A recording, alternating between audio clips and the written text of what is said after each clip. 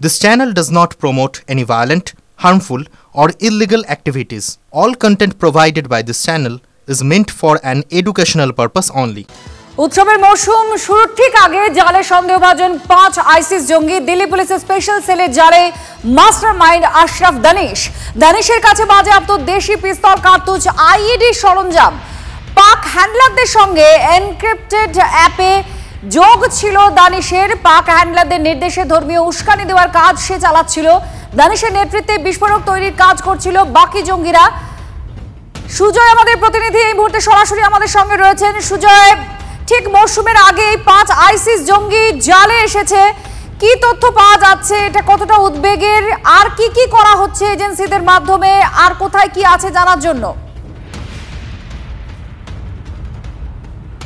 দেখো, গোয়েন্দাদের উদ্বেগ শুধু গ্রেফতারিতেই বাড়েনি, বেড়েছে হচ্ছে গিয়ে এই যে জঙ্গিরা, সন্দেহভাজন জঙ্গিরা, তাদের কাছ থেকে যে সমস্ত রাসায়নিক পাওয়া গিয়েছে, যে সমস্ত জিনিসপত্র পাওয়া গিয়েছে, সেগুলিতেই উদ্বেগ বাড়ছে। তার কারণ আইডি তৈরির ক্ষেত্রে যা যা উপকরণ লাগে, সার্কিট বোর্ড, তার, দুটি ভিন্ন রকমের রাসায়নিক, সেই সমস্ত কিছু মিলেছে কিন্তু এই যে চক্রের মাথা যারা গ্রেফতার হয়েছে তাদের কাছ থেকে।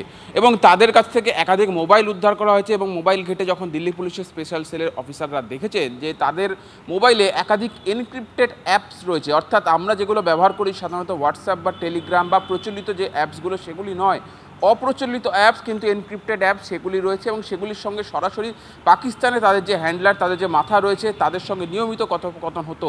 সেইখান থেকেই বিষয়টা আরও উদ্বেগ বাড়িয়েছে। এবং যেভাবে 5টা একেবারে ঠিক পরিকল্পনা করে 5টা রাজ্যে তারা ছড়িয়ে পড়েছিল, তাদের এই সংগঠনের 5 জন, ফলে একটা বিষয় গোয়েন্দারা নিশ্চিত হয়ে গিয়েছেন যে এরা বড়সড় কোনো পরিকল্পনা করছিল আইইডি তৈরি করা এবং আইইডি প্রশিক্ষণ দেওয়া, তার পাশাপাশি তাদের সঙ্গে হ্যান্ডলারদের কথোপকথন। তাতে একটা বিষয় স্পষ্ট যে তারা সংগঠন বিস্তারের কাজ করছিল এবং বিভিন্ন সোশ্যাল মিডিয়ার যে গ্রুপগুলো হয় সেই গ্রুপে তারা যুক্ত থেকে ধর্মীয় উস্কানিমূলক কথাবার্তা বলা, তার পাশাপাশি সাম্প্রদায়িক হিংসা ছড়ায়, এই ধরনের কথাবার্তা বলে কিন্তু তাদের যারা মূলত যুবক সম্প্রদায় রয়েছে, যুব সম্প্রদায়, তাদেরকে কাছে টানার চেষ্টা করছিল, সংগঠন বিস্তারের কাজ করছিল।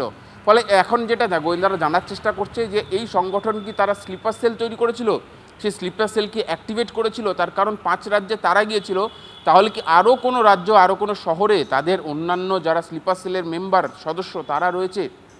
কি পরিকল্পনা ছিল, কবে থেকে পরিকল্পনা করছিল, কিভাবে পরিকল্পনা করছিল? এবং এই যে আইডি তৈরি যে সমস্ত রাসায়নিক, সার্কিট বোর্ড, তার, বল বিয়ারিং যেগুলো পেয়েছে, তার পাশাপাশি কপারের শিট পেয়েছে, এই সমস্তগুলি তারা কোথা থেকে সংগ্রহ করলো, কোথা থেকে কিনে আনলো, তাদেরকে কি কেউ দিয়ে গেলো, তারা নাকি নিজেরা তারা গেল কেনার জন্য, কি বলে কিনলো, এই সমস্ত বিষয়েও তারা জানার চেষ্টা করছে। তার কারণ এটা যথেষ্ট উদ্বেগের, সামনেই উৎসবের মরশুম, তার আগে এটা অত্যন্ত উদ্বেগের। এখানে গোয়েন্দাদের কাছেও বড় চ্যালেঞ্জ, কিন্তু তার মধ্যেও তারা তাদের সাফল্য বলা চলে।